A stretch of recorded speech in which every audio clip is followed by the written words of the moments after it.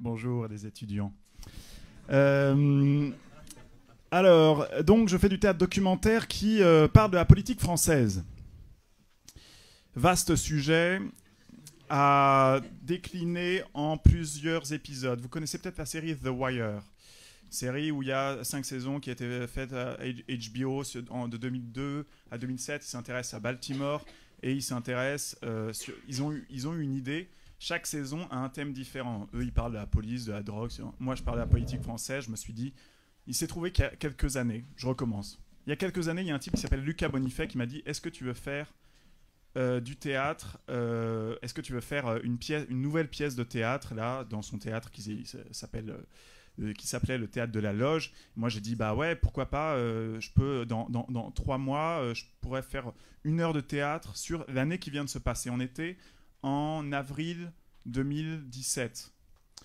L'année avait commencé, on pensait à peu près que Alain Juppé allait gagner l'élection présidentielle. Finalement, évidemment, ça a été Emmanuel Macron. Il y avait un truc bizarre, il y avait un petit point de bascule.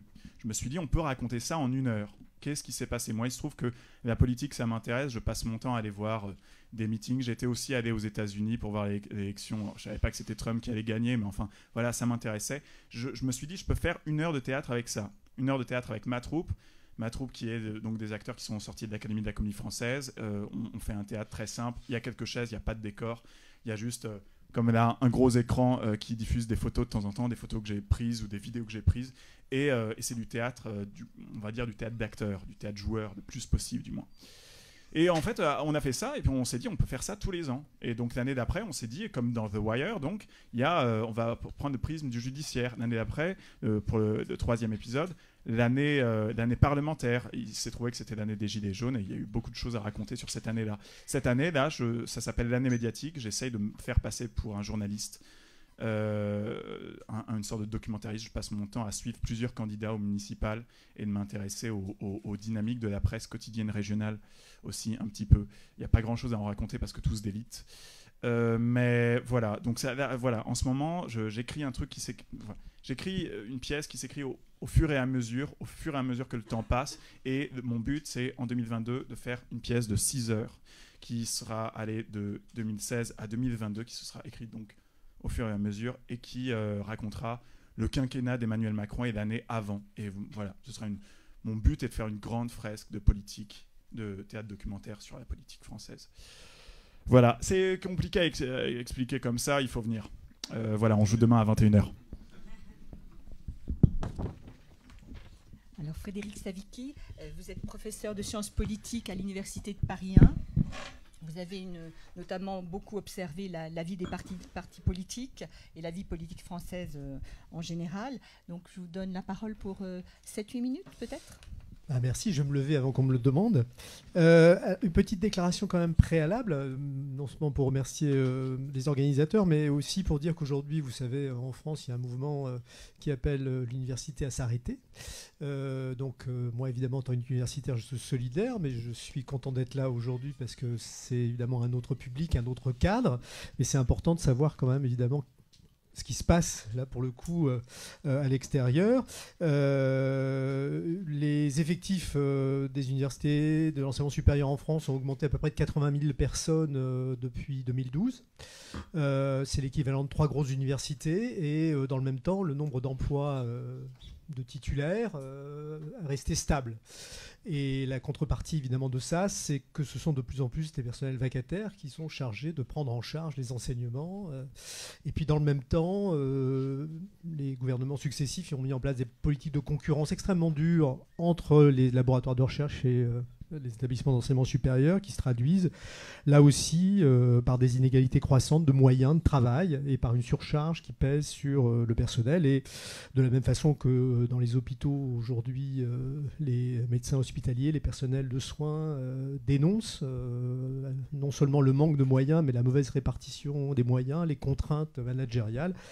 Eh bien, il se passe la même chose aujourd'hui dans les laboratoires de recherche et dans les universités. Et il était important pour moi de le rappeler avant de parler d'autre chose, en rebond avec la thématique ou l'inspiration générale du travail théâtral de Duc Duchesne, qui est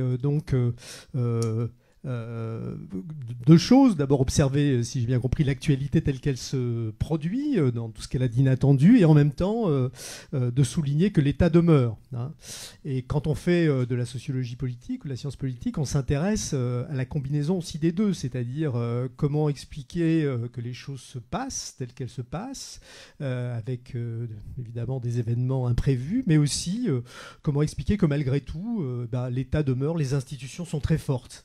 Et je voudrais profiter de là, pour le coup, de l'actualité pour nourrir cette réflexion de comment, finalement, l'actualité, c'est quand même d'abord aussi des permanences très fortes et des contraintes très fortes qui sont inscrites dans nos institutions.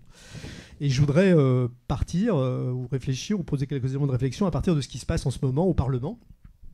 C'est le titre d'intervention. Que se passe-t-il vraiment au Parlement ? On va dire, en apparence, il ne se passe rien. C'est-à-dire où il se passe ce qui était attendu qu'il se passe. Hein. Il y a eu plusieurs personnes qui ont remarqué, évidemment, que l'utilisation du 49.3, alors que c'est le 49.3, c'est une disposition qui est inscrite dans la Constitution depuis 1958, qui permet à un gouvernement de poser une question de fait de confiance. Et s'il n'y a pas de gens qui sont majoritairement, qui votent majoritairement pour rejeter la confiance au gouvernement, la loi est adoptée dans les termes que le gouvernement souhaite. Et cette technique de gouvernement, de passation de loi, eh bien, elle peut être reproduite en deuxième lecture. Ça risque de se repasser une nouvelle fois. Donc on va avoir une réforme comme la réforme des retraites qui concerne tout le monde et pour une période très très longue, qui risque d'être adoptée sans qu'il y ait eu de débat parlementaire. Alors comment expliquer finalement, est-ce que tout ça a été écrit, est-ce que chacun joue des rôles, les députés de l'opposition ils multiplient les amendements et puis les députés de la majorité ils acceptent finalement de se soumettre au Parlement. Est-ce que c'est quelque chose qui était écrit, est-ce que c'est quelque chose qui était fatal, est-ce que c'est quelque chose qui résulte du poids très fort des institutions qui finalement contraignent les acteurs à ne pas pouvoir finalement faire autre chose que ce que la Constitution, les textes de loi, tels qu'ils sont intériorisés par les gens, leur fait faire. Hein. C'est une vraie question, c'est-à-dire au fond, quelle est la marge de manœuvre qu'ont concrètement ici nos députés pour pouvoir éventuellement faire autre chose que ce que leur rôle leur prescrit quand ils sont dans la majorité, d'accepter que le gouvernement finalement prenne la main et puis leur impose la loi, et puis quand ils sont de l'opposition, de ne rien faire d'autre que de déposer des amendements qui n'ont aucune chance d'être adoptés ou de protester en quelque sorte.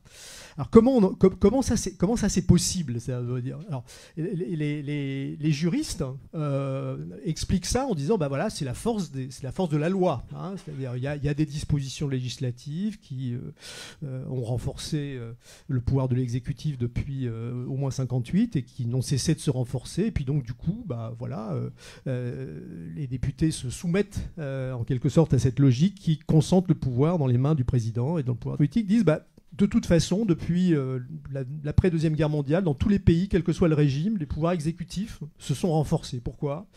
Parce que les États ont des fonctions, des missions de plus en plus complexes. Ça se mesure par le nombre de la taille des budgets, des responsabilités, etc. Et donc, du coup, pour gérer tout ça, un Parlement qui doit examiner, voter des lois, prendre beaucoup de temps pour des lois, c'est pas du tout efficace. Il vaut mieux gouverner par des décrets et puis laisser le pouvoir à l'administration ou au pouvoir exécutif, et ça se voit partout. Et comme en plus les décisions sont de plus en plus internationales, qu'il y a de plus en plus de décisions qui supposent un accord entre les chefs d'État ou les responsables exécutifs ou les administrations, et bien du coup évidemment les parlements se trouvent naturellement relégués, quoi qu'on y fasse d'une certaine façon, qu'on leur donne plus ou moins de pouvoir, et donc que le pouvoir soit présidentiel ou pas, etc. Donc fatum, quoi. C'est-à-dire deuxième élément qui ferait que les parlements aujourd'hui sont simplement des caisses, on va dire, enregistreuses. Alors elles ont des missions éventuellement de contrôle à minima du gouvernement, mais c'est comme ça. Alors face à ça, c'est très compliqué parce que quand on fait des enquêtes auprès des parlementaires, on s'aperçoit que ces parlementaires ont complètement, pour beaucoup, intériorisé ça. Ils se disent, on est obligé, on est des godillots, on est obligé de se plier à la discipline majoritaire, à ce que veut le gouvernement, parce que c'est l'esprit de les institutions, on peut faire autrement, etc. Donc on pourrait se dire, au fond, il peut rien arriver d'une certaine façon, il ne peut pas y avoir de surprise, etc. Sauf que si on va un petit peu plus loin, justement, on se rend compte que cette intériorisation des règles, elle est aussi extrêmement commode pour beaucoup de parlementaires. C'est-à-dire, pendant très très longtemps, les députés se préféraient de s'occuper de leur circonscription que d'investir un travail législatif. Parce qu'évidemment, c'est pour pouvoir détricoter ou s'opposer à la volonté d'un ministre, d'un président, il faut y passer du temps. Il faut travailler ces dossiers. C'est très très long et c'est très ingrat. Et donc, du coup, évidemment, face à la montagne que ça représente, beaucoup se retirent sur leur aventin et préfèrent très, très largement effectivement se soumettre plutôt que d'essayer d'incarner leur rôle. Et donc le paradoxe, c'est que très souvent on se rend compte que beaucoup de dispositions qui existent dans le règlement de l'Assemblée nationale, par exemple, ou même dans la loi, qui permettraient à des députés de s'opposer, ou en tout cas d'imposer leur volonté, ne sont faiblement utilisées. Hein. Alors, ce qui est intéressant, c'est que, y compris les observateurs, je pense aux journalistes, les commentateurs, considèrent qu'un député qui s'oppose, c'est quelqu'un qui sort de son rôle et qui est un déviant. Hein, vous avez vu, par exemple, qu'entre 2014 et 2017, on a appelé les députés socialistes qui s'étaient opposés à certaines propositions du gouvernement, notamment en matière concernant la loi travail, en matière notamment aussi de la déchéance de nationalité. On les avait qualifiés de frondeurs. Qu'est-ce que c'est que les frondeurs? La fronde, c'est un épisode de l'histoire de France au cours duquel les parlements s'étaient soulevés contre la monarchie absolue, quoi. Bon, crime de lèse-majesté. Hein. Et là, le terme fronde, très péjoratif, c'est-à-dire suppose que c'est eux qui sont dans leur tort. Ils frondent alors que normalement, ils devraient... la règle, ce serait plutôt qu'ils obéissent. Donc vous voyez que tous ces mécanismes sociaux extrêmement puissants entre l'intériorisation, entre la stigmatisation, etc., mais il y a des marges de manœuvre. Rien n'est complètement écrit. Et surtout, il y a un certain nombre de autres mécanismes institutionnels qui, s'ils étaient levés sans forcément bouleverser l'ordre des choses de façon radicale, certains voudraient une 6e République par exemple, il suffirait que les députés soient élus au scrutin proportionnel plutôt que majoritaire pour empêcher effectivement qu'une majorité automatiquement de députés soit du même bord que le président de la République et permettre ainsi une meilleure représentation de l'ensemble des forces sociales et politiques du pays pour que les choses en quelque sorte ne marchent pas aussi bien. Il suffirait aussi probablement que des députés cessent de penser de façon aussi obstinée à leur réélection, qui de toute façon n'est jamais garantie, et acceptent d'endosser leur rôle, et que les citoyens, d'une façon aussi, encouragent cette prise de rôle législative pour que les choses puissent être légèrement grippées. Donc voilà, une réflexion très rapide. Là, je vois que quand Catherine Courtet commence à s'approcher petit pas par petit pas, c'est que je sens cette fois-ci, comme au Parlement, la pression du chef du groupe avec son fouet, parce que c'est comme ça qu'on appelle les whips dans le Parlement anglais. C'est ceux qui donnent les coups de fouet pour obliger les gens à voter et à se taire. Donc voilà, vous avez un beau cas de figure ici qui illustre, selon moi, à la fois l'apparente puissance des institutions sur les individus qui sont contraints finalement de se soumettre au, et en même temps une réflexion d'un pas de côté qui permettrait finalement de voir que ces choses-là ne sont pas forcément, comme on dit, gravées dans le marbre de la Constitution ou des lois. Voilà, c'était très, très rapide, donc je redonne la parole à Catherine. Est-ce que Hugues Duchesne voudrait peut-être réagir aux propos de Frédéric Saviquet, et après nous pourrons prendre quelques questions dans la salle, si vous le voulez bien. Le temps, grande question politique. Tout peut se relier au temps. Effectivement, c'est timé. Quand on va à l'Assemblée nationale, on a 30 secondes pour défendre un amendement, 30 secondes, 20 secondes, un sous-amendement. Et c'est une bataille du temps, en fait. L'obstruction parlementaire, c'est pas empêcher les débats, c'est paralyser le temps. C'est effectivement ce qui s'est passé sur les dernières semaines, une stratégie qui n'est pas nouvelle. La question, c'est pourquoi, pour revenir sur le 49.3, pourquoi le gouvernement n'a pas voulu imposer à l'Assemblée nationale le temps programmé? Ça, j'ai du mal à comprendre. Depuis Nicolas Sarkozy, il y a eu une réforme de la Constitution où maintenant, le gouvernement peut donner un temps pour examiner une réforme au Parlement. Et ils ont pas plus de temps que ça, et du coup, ça permet de casser des dynamiques d'obstruction parlementaire. Voilà, là, le gouvernement a dit, on voulait... enfin, un conseiller d'Édouard Philippe me disait d'autres jours qu'ils ont proposé ça. Le problème, c'est que j'arrive pas du tout à retrouver, moi, dans mon travail, du coup, qui est une sorte de travail de simili-journaliste, j'arrive pas à retrouver le moment où ils ont proposé vraiment au Parlement de faire du temps programmé, etc., sur la réforme des retraites. Peut-être que ce serait mal passé. Peut-être. À vrai dire, je suis pas sûr. De la même façon, moi, je me dis, j'ai 1 heure par an. Finalement, je fonctionne un petit peu de la même façon. Je me dis, j'ai 1 heure de théâtre sur scène pour raconter 1 an. Donc, ça veut dire que j'ai 5 minutes par mois à écrire pour faire avancer ma pièce. Et du coup, une façon de penser la production qui est du même ordre. Je me dis, pour faire 5 minutes de spectacle en plus, on a besoin de 1 jour de répétition, ou 1 jour et demi, si je me souviens bien. Puis moi, 1 jour et demi de cachet en plus pour moi, pour écrire.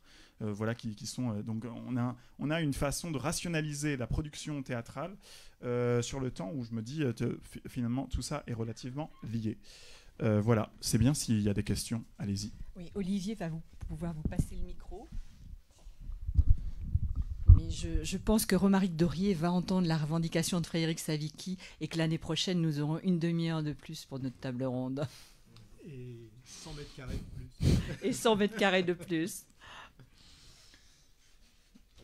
Il n'y a pas une première question? Je vais juste rebondir, je me permets, sur la question du temps, c'est très important, notamment sur ça paraît technique. Hein. Le principal argument qui légitime l'intervention du pouvoir exécutif dans le législatif, c'est-à-dire qui permet de créer des procédures d'urgence, des examens de plus en plus rapides, des procédures, on ne peut pas se permettre de perdre du temps. Voilà. Et là, le problème sur la réforme des retraites, c'est comme c'est une réforme qui est censée commencer à s'appliquer, bon, on va dire en 2022, voire 2025, 2037, et bon... c'est que cet argument ne marche pas. C'est-à-dire que c'est là que le gouvernement est pris à son propre piège avec cet article 49.3, et que c'est difficile de légitimer, simplement en disant c'est dans la Constitution, ils font de l'obstruction. C'est que rien n'obligeait effectivement le gouvernement à faire aussi vite. Et pourquoi ils veulent aller vite? Parce qu'ils veulent faire passer la loi avant les élections municipales, enfin en tout cas se débarrasser, et puis à l'été pouvoir passer à autre chose, que la loi soit adoptée.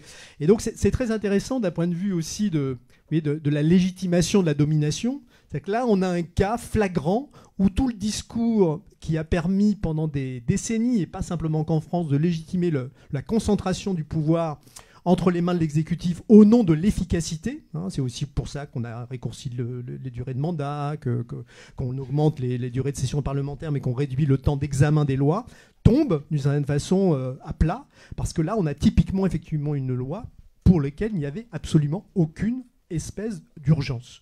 Et voilà, cette réflexion par rapport au propos d'Hugues. Hugues, est-ce que vous voulez compléter peut-être?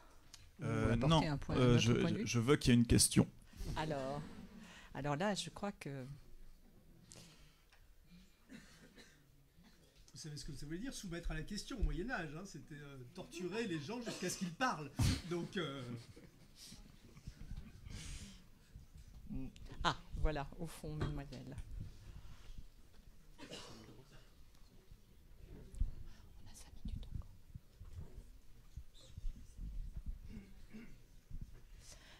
Bonjour, moi j'avais une question. En fait, Hugues, si je comprends bien, on pourrait dire que par exemple le théâtre documenté ou documentaire, c'est ton travail, c'est de rencontrer les gens qui vivent la situation, donc des parlementaires, des hommes et des femmes politiques. Est-ce que tu as aussi été nourri par le travail de chercheurs? Et dans ce cas-là, c'est... Enfin voilà, je fais une différence dans ma tête entre le théâtre documentaire où on rencontre les gens qui vivent la situation et puis d'autres formes de théâtre où on va se nourrir des recherches de sociologues, d'historiens. Voilà. Et est-ce que tu as uniquement rencontré des gens du terrain ou est-ce que aussi tu as fait un travail avec des chercheurs, avec des universitaires? Et est-ce que ce travail-là t'a été nécessaire ou est-ce que tu étais que dans le concret du réel du moment? D'abord, Bon, il s'est passé un truc un peu intéressant. J'étais à l'EPSAT dans notre promo il y a de 2012 à 2015. À un moment, on a été amené à lire Didier Ribon avec Laurent Atta qui nous avait mis ça dans les mains. C'était un peu important. La sociologie qui arrive comme matière de théâtre. Ça a été un truc intéressant, ce qui fait que dès le premier épisode, j'ai cherché un sociologue qui pourrait nous causer, qui pourrait avoir une lecture de la situation actuelle. Ce type-là, c'était Christophe Guillouis, que j'ai trouvé assez facilement. Donc, un type qui a écrit La France périphérique. Voilà, il a commencé à vraiment être vraiment pertinent là-dessus. Enfin, c'est 2009 ou 2011. Et on parle davantage de lui maintenant parce qu'effectivement, l'élection d'Emmanuel Macron a un peu validé ses thèses à contrario, d'une certaine manière. Parce que lui, il disait, maintenant, il y a les 10 grandes villes de France et les 10 plus grandes. Il y a, sociologiquement, il y a les banlieues de ces villes-là qui participent à la dynamique économique. Et donc, en fait, le PS pense que les banlieues, c'est sa chasse gardée, etc., une réserve de voix. C'est relativement le cas, mais surtout il y a la France périphérique et c'est elle qui va voter de plus en plus Marine Le Pen parce qu'elle ne participe plus aux dynamiques économiques du fait de la métropolisation. Ça a été le type qui m'a vraiment intéressé sur le premier épisode. Effectivement, les Gilets jaunes l'année dernière, ça valide encore plus cette façon de voir les oppositions. Ce qui dit aujourd'hui tout le monde se sent urbain, tout le monde fréquente les mêmes supermarchés. Enfin, à vrai dire, là, j'ai vu un Supéco et je me suis dit, tiens, je n'avais pas vu encore. C'est pas une école de commerce ? Non, c'est pas ça. Non, mais j'irai voir. J'irai passer et voilà. Et hier, par exemple, je faisais des recherches c'était moi qui faisais, et parce que j'ai pas exactement sur la démographie du Valenciennois. Donc là, je suis allé chercher des articles, etc. pour la scène spéciale. À chaque fois qu'on va dans une ville différente, le problème de la France, c'est que c'est super jacobin. Donc à chaque fois qu'on va dans une ville différente, on essaie de faire une scène spéciale sur la ville en question, etc. Si on est à Nantes, par exemple, le mois dernier, on a fait une scène spéciale justice pour Steve, etc. Des événements de juillet dernier, etc. À Toulouse, les municipales, à Lille, Martine Aubry, triomphante, etc. Tout ça, ça m'intéresse. Bon, à Valenciennes, moi, ce que j'ai trouvé là, c'est de plus intéressant, c'est la question de la démographie, pas forcément de la ville, mais du Valenciennois. C'est-à-dire pourquoi à Denain et à Saint-Amand-les-Eaux, il y a de moins en moins de monde. Problème. Insoluble. Enfin, pas soluble, vite fait, bien fait, comme j'aime le faire dans mes pièces de théâtre. Hop, hop, hop. Voilà. D'autres questions après, je sais pas si. Est-ce qu'il reste encore une autre question au fond? Tout à fait au fond, monsieur. J'avais une question par rapport à votre rôle. Est-ce que vous jouez dans votre pièce de théâtre ou pas? Et quel est votre rôle si vous jouez dans votre pièce? Ouais, je joue mon propre rôle. Donc j'écris, je mets en scène et je joue le personnage principal. Et c'est un ego trip. Et oui, parce qu'en en fait, il s'agit que je raconte. Donc la pièce commence par je m'appelle Hugues Duchesne etc. Et ça dure le temps que ça dure. Et voilà. Mais après, est-ce que je me joue vraiment moi? Non, j'essaye de faire passer mon personnage pour une sorte de Tintin reporter qui va vivre ses petites aventures ici et là, qui va rencontrer des gens et qui dit oh c'est vraiment très intéressant, etc. Alors que bon, en vrai, je ne suis pas vraiment la personne que je joue sur scène. D'accord, merci. Alors, une dernière question avec monsieur Olivier. Ici.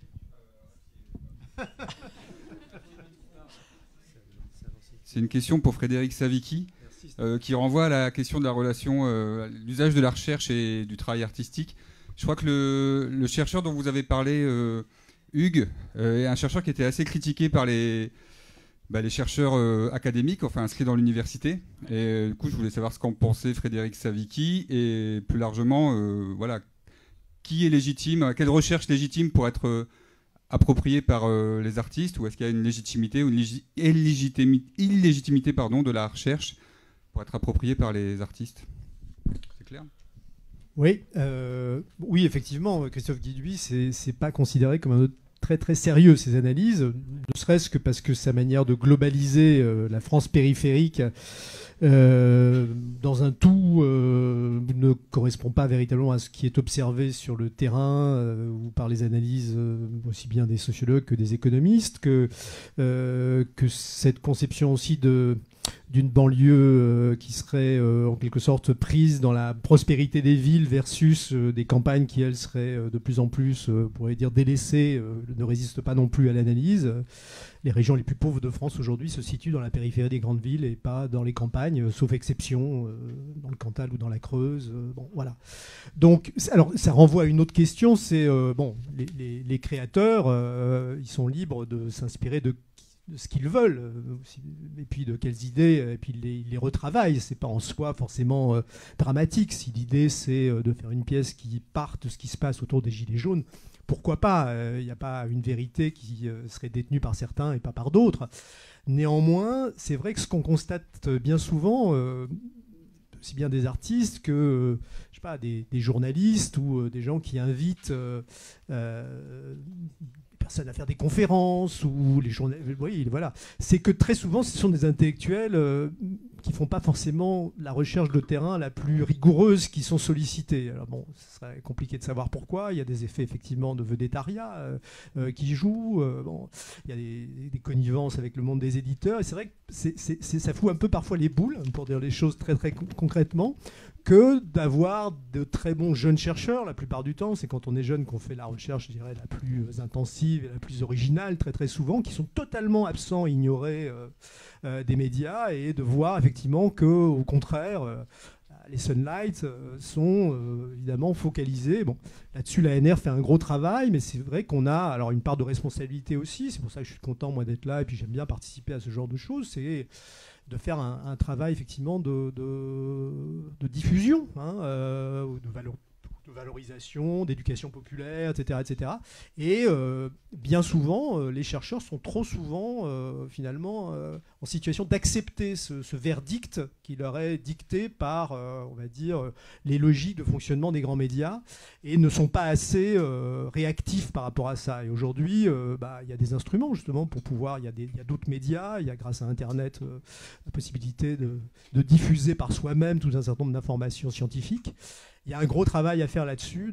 C'est encore plus vrai pour les sciences expérimentales. Bon, parce que là, il y a un coût effectivement d'entrée, mais souvent, les chercheurs des sciences expérimentales ont tendance un petit peu, sauf exception, à ne considérer que c'est la perte de temps d'aller devant des publics lycéens, d'aller devant divers publics inhabituels pour parler de leur recherche. Il y a du coup un manque de culture sur ce qui se fait de plus quotidien, et c'est souvent la recherche la plus datée qui finalement est irriguée et diffusée, et pas la recherche la plus riche et la plus neuve d'une certaine façon. Ça, c'est bon. Est-ce que c'est une fatalité, comme je disais tout à l'heure? Peut-être pas, mais les temps peuvent changer là-dessus. Voilà. Petite conclusion? Ouais, mini conclusion. Effectivement, Christophe Guilluy, c'est à prendre avec des pincettes. Bon, il se trouve que quand même, il a beau peut-être pas être rigoureux, il a un discours de bataille, vraiment, il fracasse. Et ça, c'est important. La question est, effectivement, c'est sûrement simpliste, mais ça rebat les cartes. Tu vois, il enfonce la porte. Comme il l'avait enfoncé il y a exactement 20 ans, au moment des municipales parisiennes, où il a dit avant tout le monde que la gauche avait de grandes chances de gagner. En fait, est-ce que c'est vraiment la gauche? En fait, non, il annonce que justement la gauche s'est embourgeoisée. Et donc, c'est deux bourgeoisies qui s'opposent. Et moi, la grande question que je me suis posée cette année par rapport à Paris, c'est cette histoire de bourgeoisie. Comment la bourgeoisie est relativement éclatée dans cette énorme ville. Mais je suis d'accord sur le fait que Guilluy s'est fait... c'est un peu... c'était Emmanuel Todd qui la fracture pour Jacques Chirac. De la même façon, Guilluy s'est fait récupérer par la droite. Et c'est... Voilà, c'est et l'extrême droite, c'est clair. C'est clair. Ouais. Après, c'est un chevènementiste à la base. Donc c'est un type qui pense jacobin. et qui apportent des réponses à la base qui sont pas vraiment celles qu'apporte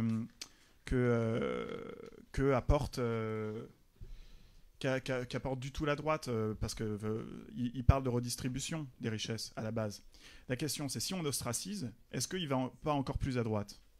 Bon, après, pour ce que tu disais sur les banlieues, vite fait, effectivement, tu as raison, ça marche, toutes les villes sont différentes. À Toulouse, le quartier du Grand Mirail, il y a le métro qui passe. Dans la ville de l'aéronautique, quand même, les banlieues qui sont dans la ville ne participent pas à l'attractivité économique. Il y a des problèmes. Bon, il se trouve qu'il y a plein de villes où, quand même, à Paris, tu vois, il n'y a pas une énorme banlieue pour rien, tu vois, ça fonctionne quand même. Nous allons rester là et nous allons laisser la place ouais, tout à fait. à la Ciao. deuxième session. Ouais. Voilà, vous pourrez continuer la discussion et puis peut-être l'année prochaine aussi. Tout à Alors, fait. merci beaucoup Salut. à Hugues et à Frédéric pour leur intervention. Je pense qu'on peut effectivement les applaudir. Alors, je vais demander à João Galante et à Christian Licop de venir nous rejoindre. Nous allons avoir donc une deuxième session avec le même timing parfaitement respecté par le précédent duo. Donc, je vais pour l'instant donner la parole tout d'abord à João Galante, qui présente Family, Romance ou la réalité augmentée. C'est demain, votre première. Oui. Voilà, donc on invite bien sûr toutes les personnes qui assistent au débat à venir assister au spectacle. Et je vous donne la parole pour présenter votre travail pour 5-6 minutes. Merci. Alors, Family Romance. Je suis moitié directeur de ce projet avec Anna Borralho. Et ce projet, le titre, il est volé d'une une entreprise japonaise où les gens peuvent louer des gens pour faire des photos pour les réseaux sociaux. Je peux louer un monsieur comme ça et je veux aller à la plage et je fais des photos et je mets les photos dans les réseaux sociaux. Bon, c'était le début de ce travail-là avec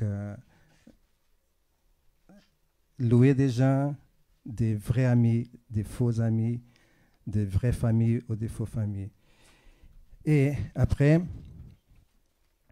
on a commencé à travailler avec Siri aussi, l'intelligence artificielle, mais on a coupé rapidement et on a arrivé à une performance qui est un chatroom. La forme de la performance, c'est comme un chatroom. Tous les performeurs, ils sont avec un mobile, chacun avec son mobile, et ils parlent, pas entre eux, mais pour le public, pour le chatroom, pour l'univers. Et en même temps, ils se filment et se photographent. C'est comme toute la performance, c'est comme un plongée dans l'intimité de gens. Et chaque fois on fait toute notre performance, on travaille toujours avec des gens locaux. On ne travaille pas avec des professionnels tout le temps qui nous suivent. On a un petit groupe, et pour nous, on aime penser que les performances qu'on fait, c'est comme des miroirs de la société. Et cette plongement cette plongée, je ne sais pas comment ça dire, cette plongée dans l'intimité de chacun, c'est aussi un plongée dans l'intimité du public, je pense, et de la société. Et cette performance, elle était née aussi à cause de notre... on était vraiment en colère avec les réseaux sociaux, parce que dans l'Internet, la superficielle, l'Internet, la superficie, on ne peut pas faire tous. On ne peut pas montrer tous. Et on a commencé à aller dans Deep Web, Dark Web et tout ça. Et c'est un monde beaucoup plus libre. Et et on est, oui, et la performance, c'est ça, créer un monde où on peut partager tout ce qu'on veut. Et les performeurs peuvent faire ce qu'on veut, plus ou moins. On a une partition, mais ils peuvent vraiment écrire ce qu'ils veulent. Bon, c'est ça. Merci beaucoup, Joao.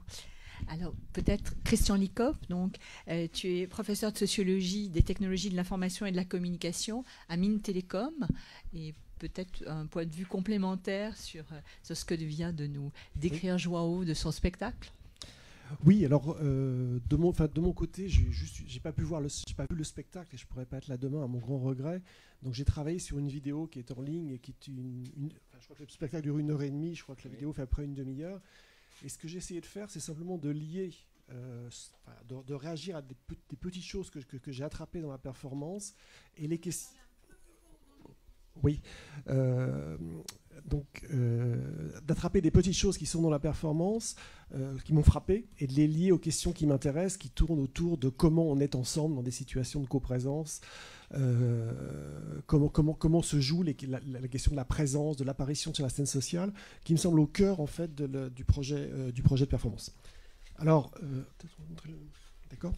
Alors, c'est un peu sombre, mais c'est une image qui est tirée de cette performance. C'est en fait un des aspects, surtout au début, vous avez une rangée d'acteurs qui sont avec leur téléphone mobile, qui prennent des images, et ces images sont reprojetées derrière sur l'écran. Alors déjà, cette situation-là, elle interroge, parce qu'elle interroge une inquiétude qui est récurrente sur la communication, qui est la fragmentation de la présence. Le fait qu'à partir du moment où on a des smartphones, où on a des dispositifs, eh bien notre attention est dispersée entre ce qui se passe sur l'écran et ce qui se passe hors écran, et qu'on est sans cesse en train de devoir réarticuler plus ou moins bien cette expérience hors écran, cette expérience à l'écran. Et la crainte, la panique morale qui va autour de ça, c'est ce qu'une sociologue américaine a décrit avec la formule « être seul ensemble ». Donc c'est une des premières questions que pose la pièce. Alors, je voudrais juste lier ça à, c'est mon seul transparent qui est un peu plus global, une question que je pense plus globale. C'est-à-dire qu'au fond, il y a dans nos sociétés une crise de la présence, et qui est liée aussi à des aspects économiques, gestionnaires et néolibéraux. C'est-à-dire que la plupart des institutions ont découvert depuis 30 ans, d'une façon ou d'une autre, que mettre les gens en présence, c'était cher, ça coûtait de l'argent. Et donc, il y a un effort de la plupart des institutions pour limiter les occasions de présence, les occasions de rencontre entre institutions et personnes. C'est vrai dans le domaine de la santé avec les téléconsultations, c'est vrai dans le domaine de la justice avec la possibilité de comparaître à distance, c'est vrai dans le domaine des services et du commerce. Et donc, nos sociétés sont marquées par un effort pour réduire de plus en plus les occasions de présence au titre, entre autres choses, que ce serait coûteux. Et ça, c'est un mouvement très global dans nos sociétés. Et c'est quelque chose qui est mal vécu parce que on a tous en nous une idéologie ordinaire de la présence dans laquelle l'idéal de la présence, c'est d'être ensemble physiquement, d'être ensemble corps présent, comme disent les magistrats. Que ça, c'est vraiment la forme phénoménologique, la forme la plus pure de la présence. Et ça nous conduit en fait un peu intuitivement, sans trop y réfléchir, mais de façon assez systématique, à penser toutes les opportunités d'être à distance ou d'intervenir à distance par des moyens de communication comme quelque chose qui est un pis-aller. On le fait parce qu'on ne peut pas faire autrement, mais c'est un peu moins bien. C'est jamais aussi bien que d'être en coprésence. Et donc à nous conduire à une espèce de pessimisme ou de négativité que je ne discute pas non plus. Simplement, c'est un aspect des choses. Un espèce de pessimisme sur le fait que cette présence fragmentée, ces possibilités d'être distribuées sur différents endroits et de ne plus être corps présent dans la même situation, c'est quelque chose qui serait vécu sur le mode du manque et de la perte, d'une certaine manière. Alors, c'est qu'un aspect des choses, et la performance montre ça aussi assez bien. Ça, c'est un autre monde de la performance où les acteurs se dévoilent à la fois dans leurs paroles et dans leur corps de façon importante. Et là, ils continuent à projeter des images, et en même temps, le dévoilement verbal se fait sur le mode de quelque chose qui est public, qui est une série de messages qui est passé à la suite. Et je trouve que ça illustre, c'est un autre aspect, un autre versant de cette fragmentation de la présence, qui est plus positif, lui, qui est la créativité. C'est-à-dire la possibilité, avec ces outils, de recomposer des situations originales, des formes d'écologie de l'être ensemble qu'on n'avait pas pensé auparavant, et qu'il s'agit d'explorer, avec lesquels il s'agit de jouer. Alors ce que propose le Performance Lab, c'est quelque chose que je trouve assez proche des services de live streaming, ce que vous avez à droite. Les services de live streaming, vous avez en général une ou plusieurs personnes qui se montrent live en vidéo sur Internet et qui recueillent et traitent les messages que leur envoie une audience invisible. Et il y a quelque chose d'assez proche. Et alors c'est quelque chose qui n'est peut-être pas trop connu en Europe, mais cette notion de live streaming, ils appellent ça Daimaku, est très présente en Asie, c'est quelque chose de très très important. Et il y a un lien avec l'actualité qui est que, bon, j'ai un étudiant chinois qui travaille là-dessus, aujourd'hui l'usage de ces services explose en Chine, parce que c'est un des moyens pour les personnes confinées par le coronavirus de se recréer une forme de sociabilité quand ils sont dans l'impossibilité de bouger, de se rencontrer corps présent. Et le dernier point qui rejoint un peu la fin de la performance, vous verrez où la question du dévoilement se pose. Les acteurs, qui, si j'ai bien compris, n'ont pas de consigne spécialement de dire quoi que ce soit, donc disent ce qu'ils ont à dire et se dévoilent au fur et à mesure de la performance. Et là, j'ai juste attrapé, c'est juste anecdotique, mais juste attrapé quelque chose qui m'a frappé, qui était un des acteurs qui dit « Je ne me sentais pas comme une fille ou un garçon ». Alors juste de façon anecdotique, je trouve que ça renvoie à quelque chose qui est intéressant. Il y a des études que je suis en train de mener sur les échographies prénatales, et en particulier sur l'annonce du sexe. Il y a quelque chose d'extrêmement intéressant dans l'annonce du sexe, qui est qu'au moment où le sexe est annoncé dans l'échographie prénatale, il y a une forme d'apparition du fœtus, qui auparavant était un ensemble d'organes, décrit par l'échographe, des cuisses, une tête, un cerveau, un cœur, et qui, après l'annonce du sexe, devient quelqu'un qui est il ou elle, qui devient un agent et un humain qui est présent dans la situation. Et je trouve que ce à quoi ça renvoie, et les corps aussi renvoient à ça, c'est que autour de ces questions de présence, l'intérêt d'explorer toutes les formes de présence et d'apparition d'entités qui sont aux bordures de l'humain. Ça peut être des bébés, ça peut être des robots, ça peut être des corps nus, mais justement parce que dans la manière dont ces entités sont traitées dans leurs apparitions et leurs formes de présence, ça nous dit quelque chose sur qu'est-ce que c'est qu'être humain ensemble. Et je trouve que la performance qui est proposée renvoie tout à fait à ça, et je vous encourage vivement à aller la voir. Joao, qu'est-ce qui te vient après l'exposé de Christian Licop sur cette notion notamment de corps présent ou de Oui, c'était un des problèmes qu'on avait pendant les répétitions, dans la conception de la pièce. C'était pourquoi on va faire quelque chose qu'on perd le corps. On perd constamment le corps après. Mais c'était ça aussi, parce qu'on est des gens comme ça maintenant. On est des machines aussi. Et la performance, c'était toujours une forme de méditation pour nous de qu'est-ce qu'on peut faire ensemble. Qu'est-ce qu'on peut continuer à faire ensemble. Si c'est seulement des masturbations toutes seules ou... parce que dans la performance, on commence, toute la performance, c'est des selfies de morceaux. Mais il y a un moment où la performance, où les performeurs, où l'autre apparaît dans notre machine comme des paysages. L'autre, c'est un paysage pour notre photographie. C'est à cause de ça qu'au Japon, on peut louer des gens. C'est pour composer notre paysage sociaux. Et oui.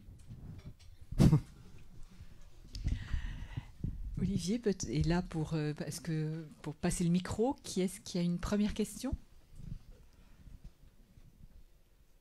Parce qu'on est en plus dans le lieu du Phénix, où justement le Phénix travaille beaucoup à mettre en coprésence. C'est quand même le travail des scènes nationales aussi. Question de la coprésence.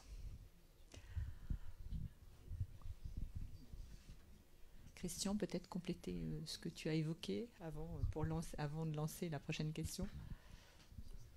Si tu veux compléter ton point de vue, peut-être.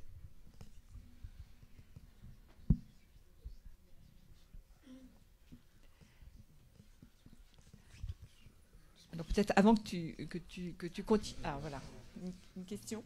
Non? Peut-être, enfin, je voudrais évoquer un point parmi les questions scientifiques fondamentales que ce travail que nous faisons avec le Festival d'Avignon et les rencontres Recherche et Création et le travail que nous faisons avec le Phénix, c'est aussi d'avoir rassemblé les travaux qui montrent à quel point le spectacle vivant, la lecture de fiction, la danse, enfin toutes les formes d'expression mobilisent des formes de communication très complexes qui à la fois mobilisent ce qui était par exemple la communication chez les primates, puisque les mimiques, les gestes de pointage, le fait d'attirer l'attention sont déjà utilisés par les primates non humains, et ce sont des formes que nous utilisons encore pour communiquer, et avec bien sûr la couche du langage, des systèmes symboliques qui caractérisent les civilisations et les différentes langues du monde, mais à laquelle se rajoute désormais la communication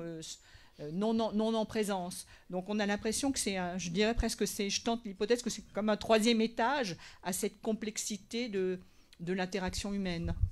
Après nous prendrons peut-être, si tu veux éventuellement, comment tu réagis à cette proposition. Peut-être juste pour dire quelque chose aussi du rapport art et performance et recherche tel que je le vois, je trouve que c'est assez complémentaire parce que du côté de la recherche, rendre compte des formes d'apparition et de présence, ça demande un travail qui est très méticuleux, qui est très rigoureux et qui est très peu plaisant. Et je trouve que d'une certaine manière on a besoin d'expérimentation, de performance de ce type, du type que présente Joao, parce que justement l'art a cette force et cette puissance de rendre immédiatement visibles et perceptibles des choses qui autrement du point de vue de la recherche sont finalement très pénibles à démontrer rigoureusement. Et je pense que c'est un des cas où il y a une vraie complémentarité entre art et recherche, entre art et recherche. Bérénice? Oui, en fait, c'était juste une question de curiosité, mais sur ce que vous avez évoqué là sur les échographies, si je comprends bien, en fait, l'humanisation par les parents du fœtus, alors est-ce que c'est l'humanisation juste par les futurs parents ou est-ce que c'est aussi par les équipes médicales, vient au moment de la sexuation du bébé? Oui, c'est ça, mais c'est pas que les parents, c'est aussi l'échographe. Ce qui est fascinant, alors il y a différentes façons de s'annonce est faite. Il y a un peu, justement, un travail méticuleux peut montrer les différentes manières dont l'annonce est proposée ou demandée ou effectuée. Mais ce qui est tout à fait fascinant, c'est qu'avant, très souvent du côté de l'échographe, et les parents confirment ou non, le bébé c'est un agrégat d'organes corporels décrits sur un mode neutre. Maintenant je regarde la tête. On voit bien les cuisses. Et après ce moment de la sexuation, et une des questions, c'est pourquoi la sexuation a cet effet performatif si important. Après la sexuation, c'est il bouge beaucoup. Je vois ses cuisses et non plus les cuisses. Donc il y a quelque chose, une espèce de performativité qui s'effectue au niveau de l'annonce du sexe de l'enfant à la deuxième échographie prénatale, c'est absolument fascinant. Et justement, je pense que c'est de l'ordre de l'apparition. C'est-à-dire qu'une fois que cette sexuation a été assignée, ce qui était un ensemble d'organes visibles apparaît tout d'un coup comme une entité vivante et quasi humaine dans cette mesure. Alors, une question au fond.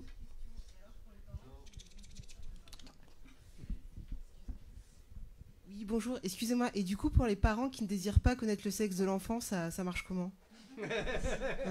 S'il n'y a pas d'assignation, il n'y a pas tout ce que je viens de dire. Si le sexe de l'enfant n'est pas dit, il n'y a pas ces effets performatifs et il n'y a pas de façon aussi nette, en tout cas, cette apparition ou humanisation du fœtus, pour les cas où ça arrive. D'accord. Bon. Y a-t-il une autre question?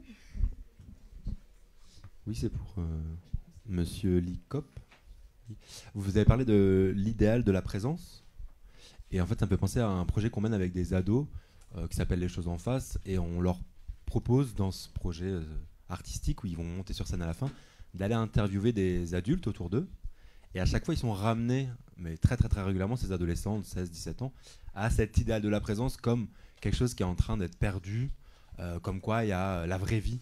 C'est être ensemble, c'est être dehors, et surtout pas devant un jeu vidéo ou devant des réseaux sociaux. Et en fait, je me demandais si vous avez pu constater dans cette étude, je ne sais pas s'il y a une étude sur cet idéal de la présence, d'être ensemble. Est-ce que cet idéal est en train de se transformer, s'effriter, ou finalement il se maintient même dans les nouvelles générations, cet idéal de la présence qui est d'être ensemble physiquement et pas en coprésence. Voilà. Je pense qu'il se maintient, c'est-à-dire que ça fait partie de la façon dont on s'oriente de façon ordinaire vers ces situations, très souvent marquées par... Quand il n'y a pas la présence des corps, et les corps sont très importants dans la performance là, qui est proposée. Cette présence, c'est vraiment une coprésence corps-présent. C'est pas seulement pour parler ou pour discuter, c'est l'ajustement des corps, la présence des corps, l'expérience du corps de l'autre qui est extrêmement importante. Et donc tout ce qui n'est pas ça est souvent vécu comme quelque chose qui est de l'ordre du manque, et ça reste.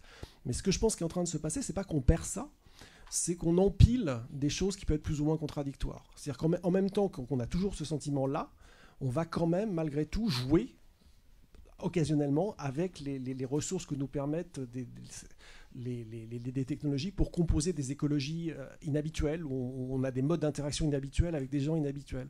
Donc ce que je pense, c'est pas du tout que ça se perd, cette affaire-là, mais qu'on empile des registres différents de perception de la présence, et qu'on complexifie au fond notre registre. Mais quand on nous questionne vraiment, très souvent les gens en reviennent ou se replient sur cet idéal de la présence. J'ai beaucoup discuté avec des magistrats qui se posaient la question de comment faire comparaître des gens à distance par visioconférence, et quand on finit par questionner au bout, on en vient toujours à l'idée que c'est quand même mieux quand on est en présence. Et c'est comme ça que ça revient. Mais ça coexiste avec d'autres choses, je pense. Frédéric Saviquet. Est-ce qu'il y a eu des enquêtes là, sur le travail justement à distance et sur les résistances, pas du coup du côté des employeurs, mais du côté des employés au développement du travail à distance? Je pense à ça parce qu'une enquête une récente vient de paraître sur les déplacements des Français qui montre que paradoxalement, les travailleurs qui travaillent à domicile, en partie de leur temps, sont ceux qui se déplacent le plus les autres moments où ils ne sont pas à leur domicile, comme une espèce de, je ne sais pas pour quelle raison, mais enfin ils font plus de kilomètres, un peu peut-être pour voir davantage des personnes, etc. Est-ce que du coup cette observation ne donne pas un coup au mythe que le travail à distance pourrait devenir demain une solution, etc. Sur l'articulation avec les mobilités, j'ai pas de chiffres précis ou généraux. Par contre, ce qui ressort de la plupart des études sur le télétravail, c'est que le télétravail n'est bien vécu quand il y a une alternance de travail à distance et de coprésence. C'est-à-dire que perdre le lien justement corps présent avec ses collègues ou avec l'entreprise, c'est vraiment mal vécu. Donc ça ressort de façon assez récurrente, que la seule modalité bien vécue de télétravail, c'est celle où on peut alterner les jours où on travaille à distance et des occasions de présence corps présent.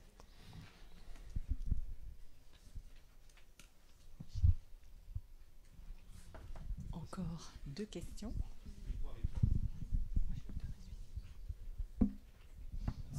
Moi, j'avais une question à Joao, en fait, du choix qui est fait du coup, à travers des selfies. Après, j'ai pas du tout vu ton travail ou quoi, mais des photos là qu'on a pu voir, mais qu'il y a une omniprésence des corps, en fait. Et puis, ce qu'on peut constater de se photographier soi-même, en fait, son visage, mais pas que son visage, son corps, et avec très rapidement même toute une sexualité qui passe par ça, du dévoilement, de s'échanger des trucs, qui est presque un réflexe dès lors que qu'on peut avoir un appareil photo, en fait, de se photographier son corps, quoi. Et comment vous avez bossé par rapport à ça? Comment quoi? Vous avez travaillé par rapport à ça, et pourquoi, du coup, le corps, vraiment, la chair, quoi? Oui. Bon, la chair, parce qu'il fait partie de notre corps, et parce qu'on est complètement fragmenté. Notre corps et notre tête. Et c'était une façon pour nous de parler de cette fragmentation du corps, en même temps de la société pornographique où on vit. Il y a des moments presque pornographiques dans la performance, mais en même temps, c'est totalement faux. Il y a une idée de faux sexe, faux amis, faux tout. Tout est faux. Tout est virtuel. Et alors, avec les gens qu'on travaille, la recherche au début de la performance, les idées de la performance, c'était avec moi, Anna et des amis qu'on travaille. On a recherché avec les mobiles et notre propre corps. Après la découverte de la performance, c'est comme dans toutes notre performances. On travaille après 10 jours avec les gens. On arrive à chaque place, on travaille 10 jours. Et quand les gens arrivent, ils savent plus ou moins qu'est-ce qui se va passer. Mais c'est vraiment un travail de confiance qu'on fait les uns et les autres et de certitude qu'est-ce que je veux dire. Et les gens qui travaillent avec nous, ils nous disent oui, je veux dire ça avec toi. Je partage quelque chose. Ou aussi, il y a des gens quelquefois qui travaillent avec nous parce qu'ils ont quelque chose à dire. Ils découvrent notre travail parce que c'est une place de dire quelque chose à les autres. Et en même temps, oui, et notre travail, c'est ça aussi. C'est de donner la voix aux gens qui ne sont pas d'artistes, ou ils sont. Merci.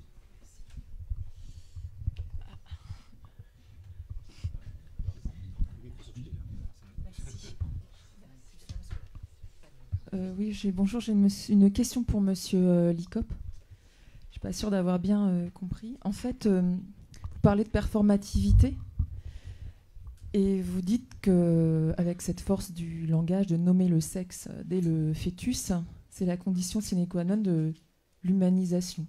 Sinon, d'après la réponse que vous donnez à la dame qui vous a posé la question tout à l'heure, cette humanisation n'a pas lieu à partir du moment où le fœtus n'est pas sexué. Ça me paraît étrange par rapport à la question du genre. Sommes-nous quelqu'un uniquement à partir du moment où nous sommes genrés? Et est-ce que ce formatage commence vraiment dès le fœtus? Je trouve ça inquiétant. Alors, je n'ai pas été aussi prescriptif que vous l'avez décrit. Ce que j'ai dit, c'est que c'était une observation. C'est-à-dire que ce qu'on observe, et on peut le documenter très précisément, c'est qu'il y a un changement de la manière de parler du bébé au moment où se fait l'annonce du sexe, et que c'est un effet de performativité. Je ne dis pas que c'est la cause de ça, et je ne dis pas que c'est la seule façon pour le fœtus d'arriver à une forme d'humanité.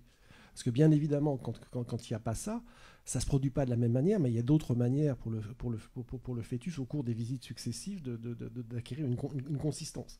Mais justement, quand on pose la question comme ça, c'est ça qui devient intéressant. Par quelle modalité, dans ces rencontres médicales, effectivement, l'enfant acquiert une consistance? Sur la question du genre, alors, encore une fois, je ne veux pas en faire quelque chose de normatif, c'est juste que c'est intriguant pour moi que ce soit précisément cette assignation du genre qui a cet effet performatif massif alors que d'autres choses ne semblent pas l'avoir. Alors, mais c'est quelque chose qui se déroule dans un flux ordinaire, c'est-à-dire que ce n'est pas des choses théorisées par les personnes ou qui seraient des discours généraux sur le genre. C'est dans la manière dont ils conduisent l'interaction, dont ils parlent du fœtus en regardant l'écran, c'est comme ça qu'ils se comportent. Donc j'en ferai pas non plus forcément un argument qui impacterait directement des théories du genre. Mais c'est vrai que c'est assez frappant que cette assignation du genre ait cette efficacité performative, et ça peut poser question. Mais je ne suis pas en mesure d'aller aussi loin que vous le faites. Eh bien, merci beaucoup à Christian Licop et à João Galande. Et on va passer à la dernière session. Donc Bérénice Amidikine, on les applaudit. Merci.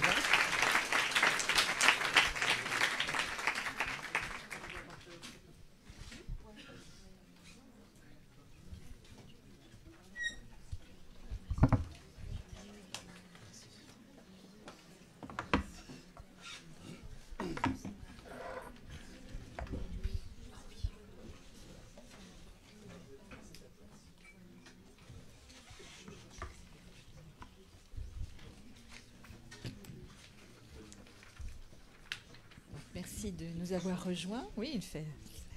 Donc, nous allons déjà donner la parole à Yuval Rosval, qui a la dernière présentation de ton spectacle, c'était hier soir, de Yewish Ao. Est-ce que tu peux peut-être nous raconter un peu, pour ceux qui ne l'auraient pas vu, et pour ceux qui l'ont vu, leur rappeler les moments essentiels pour commencer la discussion? Bonjour. C'est fort. Donc oui, je m'appelle Yuval. Et moi, je travaille sur un projet qui s'appelle la trilogie de ma terre. Je suis israélien. Et le toile de fond de ce travail, de cette trilogie, c'est le conflit israélo-palestinien.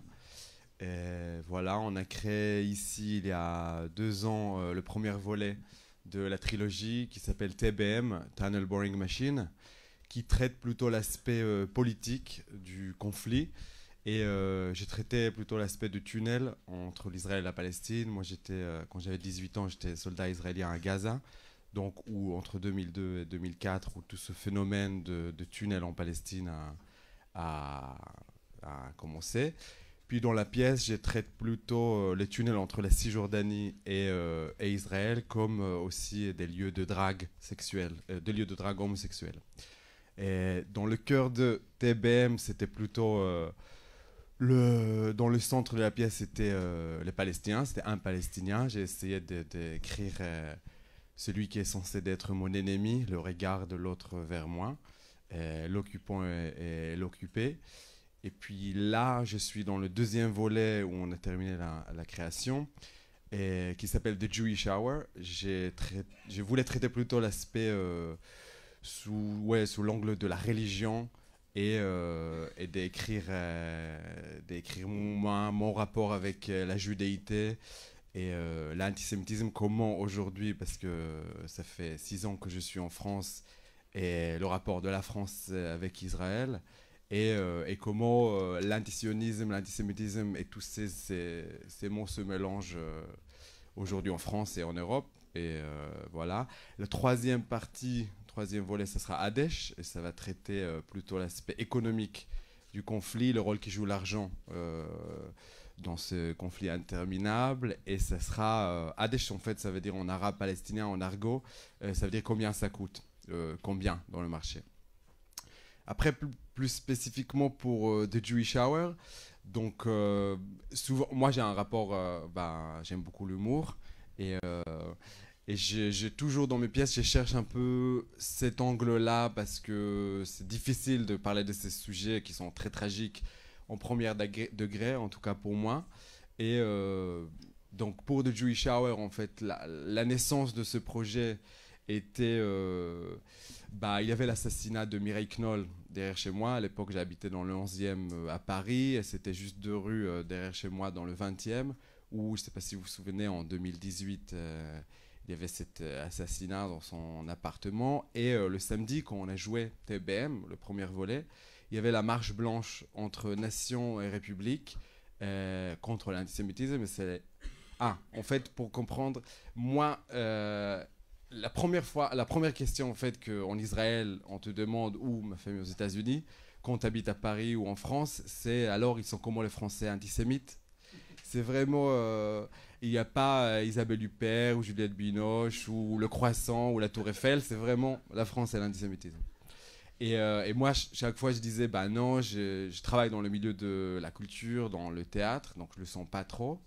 Mais au fur et à mesure, en fait, avec le temps, j'ai commencé à avoir ce monstre noir qui a avancé tout petit peu. Et puis, il y avait cet événement-là, avec cette marche blanche,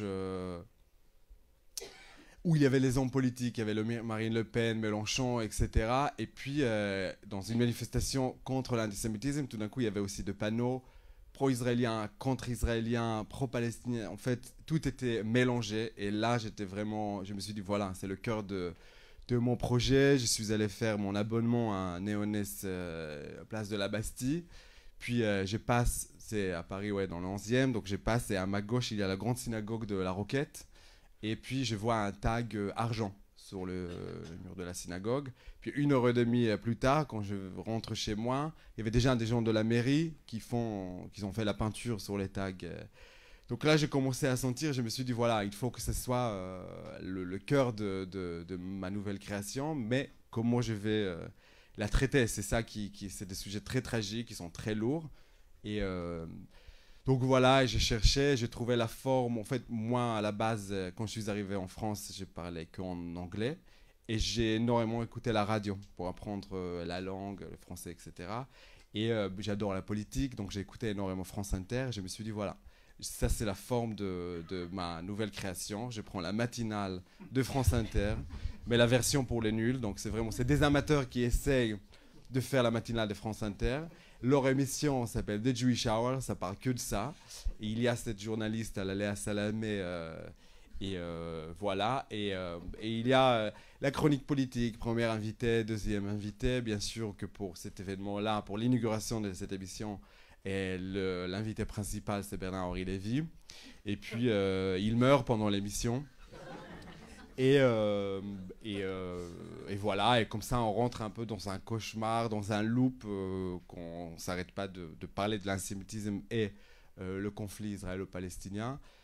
Et voilà, la pièce, en fait, ça commence vraiment comme une utopie, en fait, comme l'utopie qui était donnée à mes grands-parents, qui sont survivants d'Auschwitz, etc. Et moi, aujourd'hui, je questionne cette utopie, ce rêve qui était donné à moi dans ma naissance. Et puis, je pense que la pièce, elle parle de cet arrachage, de ce rapport intime que j'ai aujourd'hui avec Israël, avec ma judéité, mais avec beaucoup d'amour et une colère et toutes les émotions. Je trouve que, par rapport à ce qui était dit par Hugues tout à l'heure, que j'adore, ce théâtre-là, il n'est pas dans le documentaire. En fait, j'utilise des événements réels depuis ma naissance, mais après, ça passe par quelque chose de très émotionnel. Voilà. On sent effectivement dans ton spectacle toute la force de la critique et l'amour tout aussi puissant pour ton pays. Ça se ressent vraiment. C'est un conflit intérieur très très complexe et je ne peux pas le résumer comme ça. Bérénice Amidikim, tu es professeure en esthétique et politique des arts vivants à l'Université Lyon 2. Tu es également membre de l'Institut de France. Donc je te cède la parole pour 8 minutes environ. Enfin, on fait pas de 4 comme tu on veux. avait dit plutôt, oui. Bonjour à toutes et à tous. Juste pour commencer, qui d'entre vous a vu le spectacle pour savoir un petit peu Ok, super. Donc en fait, on s'est dit qu'on allait faire un petit peu entremêlé, c'est-à-dire que Yuval a parlé, moi je vais avoir un premier temps de parole, puis après je reparlerai après Yuval. Et justement dans ce premier temps de parole, je voudrais revenir un petit peu sur l'histoire du théâtre documentaire, puisque de mon point de vue, il y a quand même des liens assez forts avec à la fois la démarche de création et puis aussi avec ce que vous avez vu et ce qu'on a vu sur scène hier, pour ma part. Mais auparavant, moi je trouve que c'est toujours intéressant de dire d'où on parle et d'où on part aussi. Donc effectivement, moi, mon approche, donc je suis chercheuse et je suis du coup aussi intensivement et intensément spectatrice. Et donc ça fait plus de 15 ans maintenant, que je travaille vraiment sur les enjeux politiques des formes théâtrales. Sachant que le théâtre public en France, il est vraiment subventionné parce qu'on attend de lui, avec de l'argent public donc, parce qu'on attend de lui qu'il ait une mission politique et qui nous parle du monde comme il va et surtout du monde comme il ne va pas, et qu'il contribue de ce fait à essayer de transformer les choses. Et ça, c'est vraiment une mission qui a été aussi, qui émane à la fois des politiques publiques, mais qui émane vraiment aussi clairement des artistes. Depuis Brecht, qui affirme très clairement, jusqu'ici, les formes théâtrales se sont contentées d'observer le monde, il s'agit maintenant de le transformer. Donc il y a vraiment cette idée, donc cette idée de transformer le monde, et cette idée que c'est une transformation qui passe par le regard aussi. C'est-à-dire que pour transformer le monde, il faut changer la manière dont on le voit, la manière dont on le considère, et que donc ce qui se passe sur scène, mais ce qui se passe aussi au cinéma, ce qui se passe aussi en littérature, donc ces formes qui posent la question du comment, pas simplement la question du quoi, la question du pourquoi. Et ça, c'est peut-être la part documentaire, justement, essayer de comprendre d'où viennent les situations, par exemple le conflit israélo-palestinien, mais la différence avec un un ouvrage de sciences politiques, par exemple, ou des articles de sciences politiques, ça va être vraiment de se centrer sur la question du comment et la question aussi, du coup, si on essaye de changer les choses, de comment regarder autrement, comment considérer autrement, comment parler autrement aussi, éventuellement, de ces questions. Et donc, ça m'amène un peu à zoomer un peu plus spécifiquement sur l'histoire du théâtre documentaire et l'histoire des esthétiques documentaires, puisque en fait c'est une histoire qui est quand même très située politiquement pour le coup. Les premières formes au XXe siècle de théâtre documentaire qui s'assument comme telles, des formes de journal vivant, ça se passe au moment de la Révolution russe.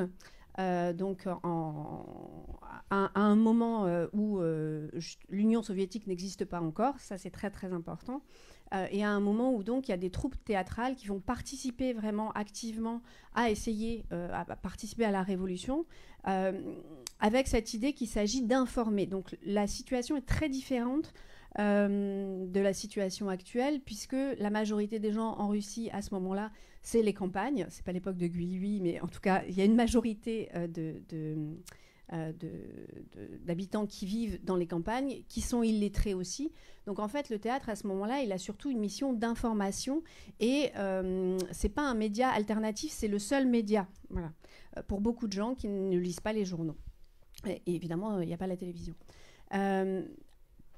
Et il y a cette idée avec les journaux vivants de faire de l'agite-propre, c'est-à-dire de faire soit des formes d'agitation qui cherchent à toucher beaucoup de gens, mais de manière pas superficielle, mais en tout cas, ça serait plus de la sensibilisation, disons. Et puis, il y a des formes qui vont être davantage de propagande, c'est-à-dire que là, on va avoir un public qui fait la démarche de venir dans les salles, qui éventuellement s'est déjà renseigné, qui éventuellement est déjà un peu sensibilisé aux questions et aux idées politiques qui vont être défendues. Et il y a l'idée de donner des arguments, en fait, de donner de la matière pour que ensuite les spectateurs, qui sont donc pas simplement considérés comme des spectateurs, mais comme des sujets politiques, puissent repartir avec ces idées qui sont transmises. Mais il n'y a pas nécessairement, à ce moment-là, dans les formes, en tout cas, qui ont été étudiées, documentées, et qui sont passées, du coup, dans l'histoire, dont on a des traces aujourd'hui, il n'y a pas forcément de questionnement sur les affects, en fait. C'est-à-dire sur ce que c'est censé produire émotionnellement pour les spectateurs. Et un deuxième, là, je fais un petit saut dans l'histoire, un deuxième grand temps, c'est les années 60. Peter Weiss, donc, qui est un des grands noms de l'histoire théâtrale aussi, qui est un des héritiers de Brecht, un des héritiers de Piscator. À ce moment-là, évidemment, ça se configure dans un autre contexte socio-historique, ça se configure aussi dans un autre rapport aux médias, puisqu'à ce moment-là, la télévision existe. Et là, le théâtre va davantage assumer, mais toujours avec quand même ce même projet de transformation, ce même projet politique et esthétique de transformation sociale, toujours situé dans un horizon marxiste, hein, il faut aussi le préciser, va assumer une mission non plus d'information, mais de contre-information. Il y a des médias majoritaires, il y a des médias mainstream, et il s'agit que le théâtre soit un espace où les choses vont être dites autrement et où aussi d'autres choses vont être dites. Donc il y a tout un enjeu sur la visibilité, la visibilisation ou la formulation alternative de questions qui sont sinon considérées comme représentées selon un point de vue dominant. Donc il y a vraiment une situation très précise dans un rapport de force. Et il me semble que la séquence aujourd'hui, la difficulté en tout cas aujourd'hui pour les esthétiques documentaires, c'est que ce que je vous disais là à l'instant sur ce théâtre des années 60, cette dimension de contre-information, il y avait quand même non seulement un espoir sans doute plus grand qu'aujourd'hui dans la capacité du théâtre et des arts en général à changer les choses, mais il y avait aussi une confiance plus grande quand même dans les images et dans les mots. Alors que la situation aujourd'hui, c'est que on n'est plus à l'époque de l'ORTF, très clairement. On n'est plus à l'époque. On est plutôt dans une époque où il y a comment dire, ce qu'on appelle par exemple l'infotainment. Donc cette idée qu'il y aurait une différence radicale sur le plan des formes entre ce qui va être dans les représentations médiatiques dominantes et ce qui va être sur scène n'est plus si clair. Et il me semble que par exemple le spectacle de Yuval c'est un spectacle qui reconnaît, enfin qui part, de mon point de vue, du constat que on ne peut plus se situer sur le plan d'une énonciation claire des mots, et qu'on ne peut plus non plus se situer dans la production claire d'images. Et il me semble qu'au contraire, son travail, c'est plutôt d'essayer de semer le trouble dans l'énonciation, que la dénonciation est extrêmement complexe et qu'il s'agit plutôt de dire qu'on n'arrive plus à énoncer clairement les choses. Et l'autre outil, outre cette question de l'énonciation troublée, il me semble que c'est, pour le coup, la question de la présence des corps et le fait qu'il y a quelque chose là d'irréductible sur le fait de rendre sensible au spectateur la question de la violence des rapports de force et de la nécessité aussi de la vulnérabilité des corps, justement, ce qui fait partie quand même des spécificités des êtres vivants, c'est qu'ils ont des corps et que ce sont des corps vulnérables et mortels. Voilà, alors Yuval, peut-être pourrais-tu réagir à ce que vient de présenter Bérénice. Et sur... je sais pas, ça me touche ce que tu as dit. Si je peux parler un peu de cette forme de théâtre documentaire, mais je sais pas le définir, mais le travail de recherche pour créer cette fantaisie, cette utopie qui s'écrase devant nous. Donc il y avait beaucoup de recherches pendant 1 an et demi dans beaucoup de synagogues, dans 15 villes en France, d'essayer de rentrer vraiment dans la communauté juive française, de ces juifs qui sont très différents des Israéliens, qui sont pour moi aussi un peu exotiques, si je peux dire. Et donc avec toutes leurs interviews, cette panique aussi, je ne sais pas si on peut dire, mais qui s'est auto-nourrie aussi, toutes ces histoires aussi sur l'antisémitisme qui parfois n'existent pas vraiment, mais cette panique autour d'eux. Et aussi ce phénomène qui est vraiment, quand j'ai commencé à écrire, en 2018, il y avait 50 000 Français juifs qui ont immigré en Israël, qui ont fait leur alia, leur retour à la Terre Sainte. Donc tous ces chiffres et toutes ces interviews, le rabbin, les rabbines, etc., ont nourri le travail pour après aller et rêver chez moi et aller le plus loin et chercher l'intime et après partager vraiment avec les interprètes cette vulnérabilité, ces blessures qu'on voit directement sur le plateau, sur le corps de la journaliste, sur le corps de la femme, sur le corps d'Israël qui est en train d'être bombardé par des clémentines, par des oranges, par des bouts de... En fait, ouais, il faut voir la pièce pour comprendre, mais que ces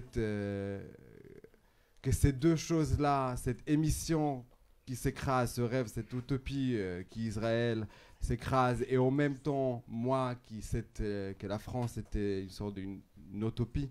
Pour moi, au début, en tout cas, moi j'étais un peu en exil culturel ici parce que je ne pouvais plus créer là-bas avec la ministre de la Culture, tout le gouvernement de Netanyahou, etc. Et puis pour des projets, des gens qui travaillent avec des Palestiniens, etc., c'est devenu très compliqué. Donc cette utopie de la France aussi a commencé voilà, le rêve s'est écrasé aussi avec les derniers événements depuis quelques années. Donc j'ai essayé un peu de voir, oui, cette question, ce questionnement de où aujourd'hui on peut vivre plus en paix, quoi. Merci. Est-ce qu'il y a une ou deux questions? Olivier, qui a le micro. Monsieur.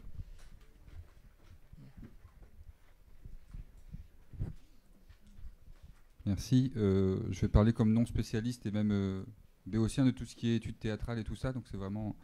en fait, ce qu'a dit Madame Hamidi Kim, c'est ça, ça m'a renvoyé un peu... On peut plus dire les choses clairement. Enfin, j'ai l'impression que j'ai compris ça. Et en fait, moi, j'ai l'impression qu'on peut dire les choses clairement au théâtre, mais que c'est souvent renvoyé à la question du didactisme, qui me semble parfois presque une sorte de manifestation d'une paresse intellectuelle concernant la critique théâtrale. Enfin, j'ai l'impression que c'est un endroit un peu un point aveugle et un peu commode de parler de didactisme à partir du moment où on essaye de dire clairement les choses sur un plateau de théâtre. Ça m'intéresserait d'avoir votre point de vue là-dessus, ou peut-être de renvoyer à des travaux existants sur la question. Et la deuxième chose avec laquelle je fais un lien, c'est que vous parlez de le théâtre comme présence des corps, et notamment des corps, des rapports de force et des corps vulnérables. Et je pense qu'en tout cas, pour le théâtre français, il y a un certain nombre de corps qui sont aujourd'hui manquants sur les plateaux de théâtre français, qui sont plutôt des corps dominés. Alors, je pourrais prendre le cas de corps racisés, dits racisés, par exemple. Et en tout cas, pour certains artistes qui essayent de mettre ces corps-là au plateau, il y a souvent aussi un retour critique qui a à voir avec le didactisme. À savoir, on essaye de montrer clairement une réalité qui est dénoncée, et on peut aussi un peu faire fi du coup d'un regard artistique sur ces travaux-là, alors qu'ils montrent précisément des rapports de force, et notamment ceux qui avilisent, j'allais dire, des corps dominés. Donc voilà, votre intervention, elle m'a amené à ces deux réflexions. Ok, merci beaucoup. En fait, parce que sur les deux points, la seule chose que je puisse dire, c'est que je suis complètement d'accord avec vous. Mais je vais peut-être donner effectivement quelques éléments pour déployer et vraiment aller dans votre sens. Alors sur le premier point, je pense qu'il y a... alors vous parlez de paresse intellectuelle, moi je pense qu'il y a vraiment une question de prise de parti politique aussi. C'est-à-dire que considérer qu'à partir du moment où les choses sont énoncées clairement, alors il y a des sujets en fait sur lesquels des sujets disons sur lesquels il y a un consensus politique, en tout cas un consensus à la fois du côté de ceux qui financent la culture, du côté de ceux qui la produisent et du côté éventuellement de ceux qui la reçoivent, même si concrètement ça c'est aussi un autre aspect du problème dont on pourrait parler, la vie du public n'importe que peu en la matière. Je parle là vraiment du spectacle vivant, hein.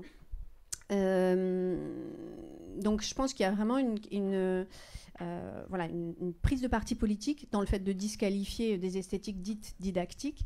Et d'ailleurs, c'est assez intéressant parce qu'on finalement, dans la séquence là, qui vient de se passer ce week-end, on revient sur cette question à la fois de la liberté d'expression et ou de la liberté, c'est un autre aspect des choses, la liberté de pensée du spectateur. En l'occurrence, ce qui est souvent dit, pour disqualifier des esthétiques qui prendraient position explicitement, c'est qu'elles auraient au fond un vieux reste de totalitarisme congénital dont elles ne pourraient jamais vraiment se défaire, parce que énoncer clairement un point de vue, ce serait l'asséner et le faire rentrer massivement dans le crâne des spectateurs, ou en tout cas l'essayer.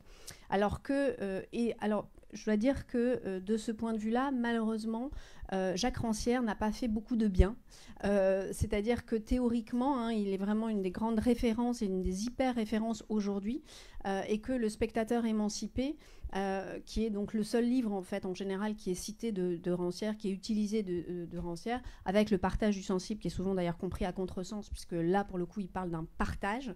Ça fait le lien avec votre seconde question, et que souvent on se dit qu'il s'agit de partager ensemble, d'être réunis comme si, quelque chose de très œcuménique, alors qu'au contraire, lui, il parle vraiment là pour le coup d'un rapport de force, et d'un partage des sensibilités, dont on a d'ailleurs là aussi une belle illustration en ce moment en France.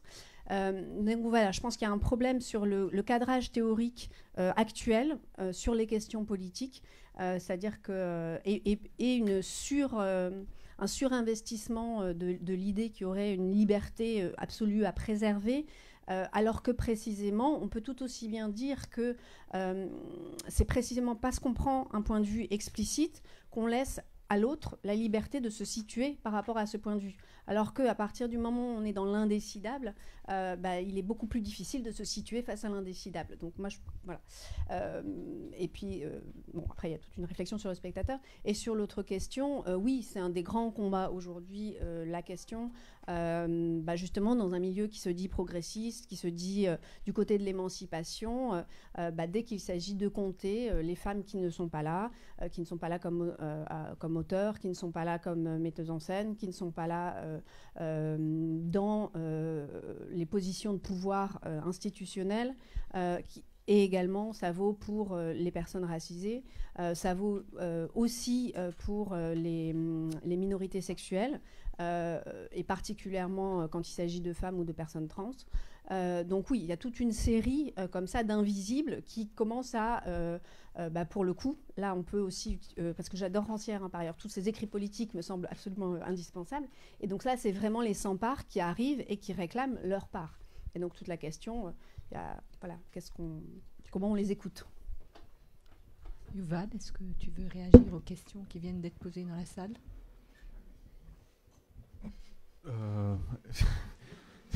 Peut-être il y a une autre question.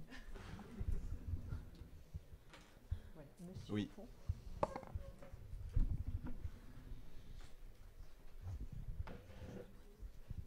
Je travaille dans des quartiers qu'on dit populaires, dans lesquels on entend souvent des propos contexte d'antisémites.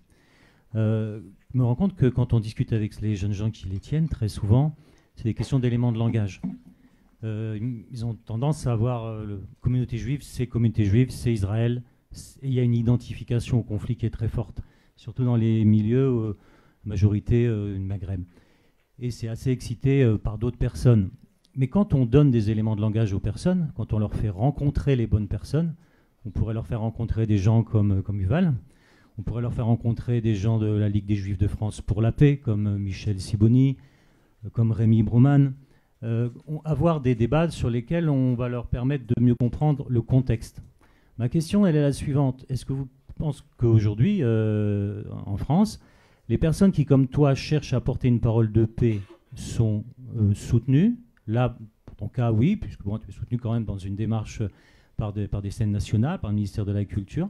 J'ai échangé tout à l'heure avec le monsieur qui a posé la question précédemment. Il s'était rendu compte qu'il avait deux collègues qui avaient fait un Israélien et un Maghrébin qui avaient fait une pièce pour parler justement de la paix entre les personnes. Et ils étaient embêtés par des mouvements radicaux type LDJ, mais vraiment embêtés de manière relativement violente.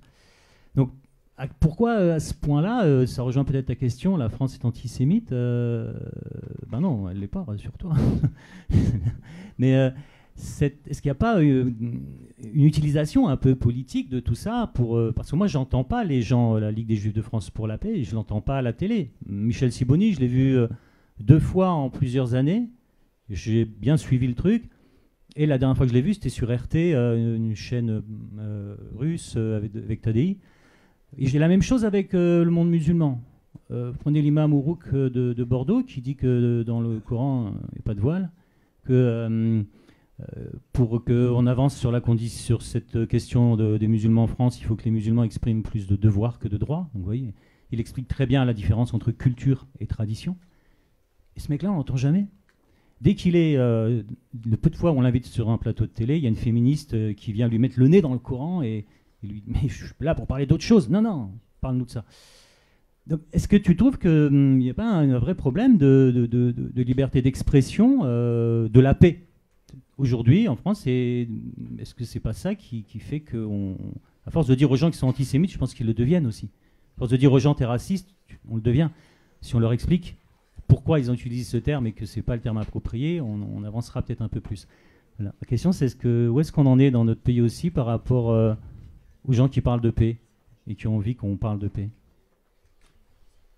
Et pour parler de paix, en fait, moi, je me sens pas légitime en fait de parler de la France par rapport à cette question. Je peux parler de pourquoi, pour moi, en Israël, c'est très difficile aujourd'hui de parler de la paix, parce qu'avant de parler de la paix, il faut parler juste de la reconnaissance, en fait, que quand nous, en Israël, on fête l'indépendance, il n'y a pas la reconnaissance que c'est la Nakba pour un autre peuple, que c'était une catastrophe, qu'en 1948, la célébration de la création de l'État d'Israël, c'est aussi le départ d'autres gens. D'autres gens ont quitté leur maison pour les Juifs israéliens qui sont venus d'Europe pour s'installer là-bas. Donc aujourd'hui en Israël, c'est très très compliqué de parler de la paix parce qu'il n'y a pas le peuple israélien. Mais bon, là je ne veux pas faire tout un speech sur maison politique. Je pense que c'est assez dans le spectacle, mais pour moi, avant de commencer à faire la paix avec l'autre, il faut juste le regarder dans les yeux et de dire juste désolé ou je reconnais ta douleur ou ce que vous avez vécu, etc. Après, par rapport à la question, je comprends très bien ce que vous dites par rapport à la question de comment on peut parler de ça en France, parce que oui, je sens que c'est en tout cas, je trouve que c'est beaucoup plus simpliste de prendre une opinion très claire, voilà, je suis un pro-israélien, voilà, je suis un pro-palestinien, et d'aller dans cette radicalité-là. Moi, pareil, c'est pas mon cœur, il n'est pas là-dedans. Je trouve que c'est très très complexe, qu'il y a énormément depuis 1919, même avant 1904, en fait, tous les événements qui ont créé ce conflit interminable sont là. Moi, je suis juste... je pense que le plus important pour moi, c'est que les gens peuvent sentir le quotidien.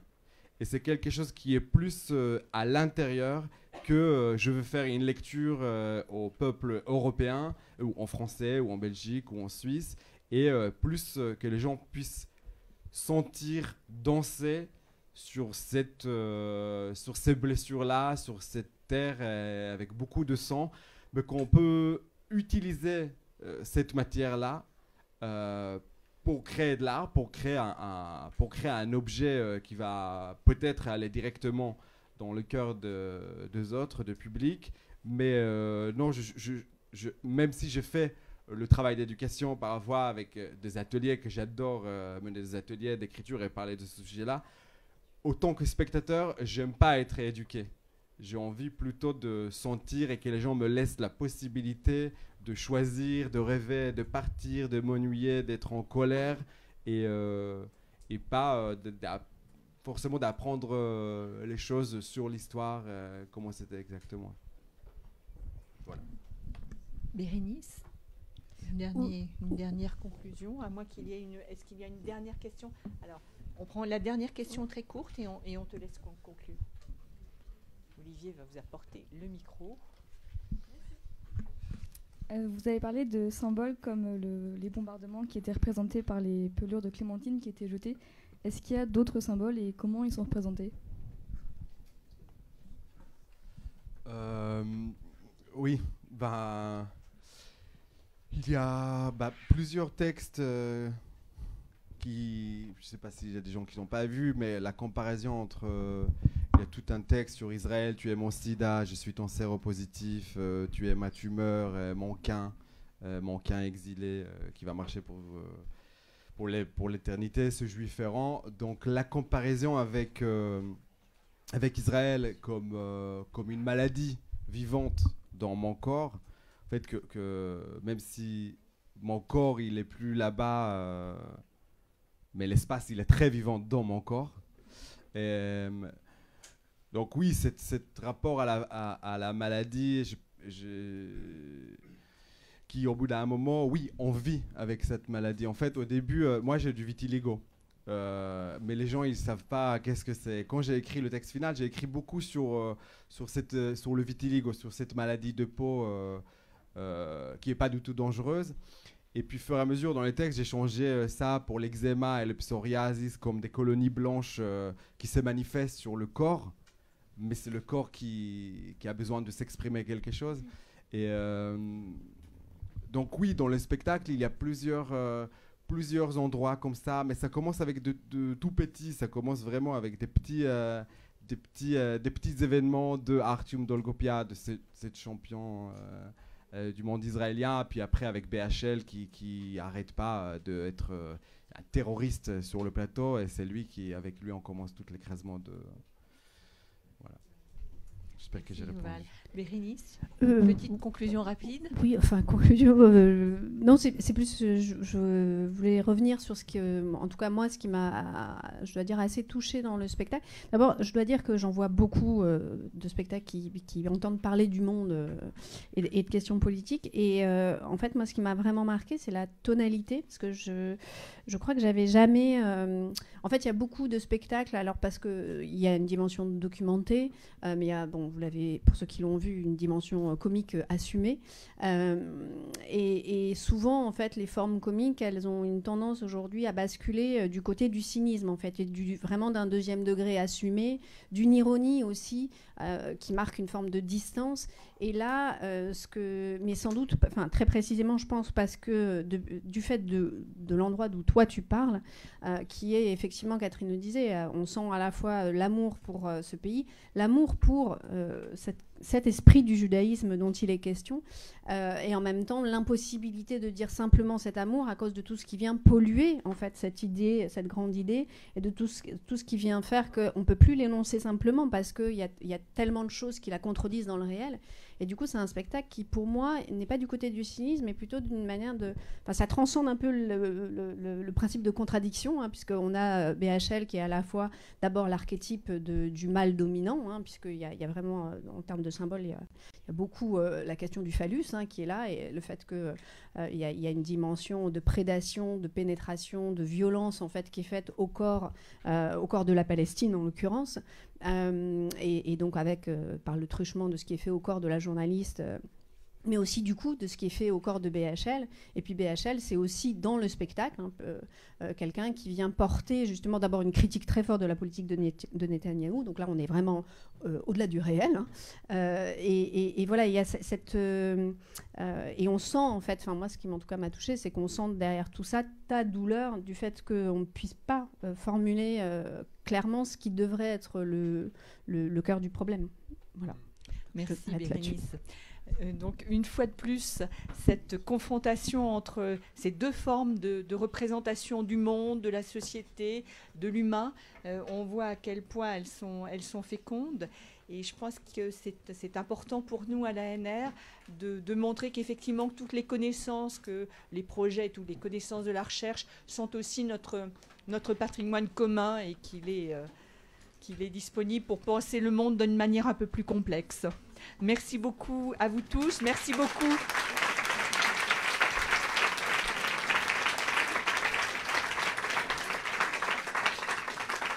Merci beaucoup pour votre présence chaleureuse et pour la qualité de votre écoute. Et merci beaucoup aux intervenants. Et puis j'espère à très bientôt. Au revoir.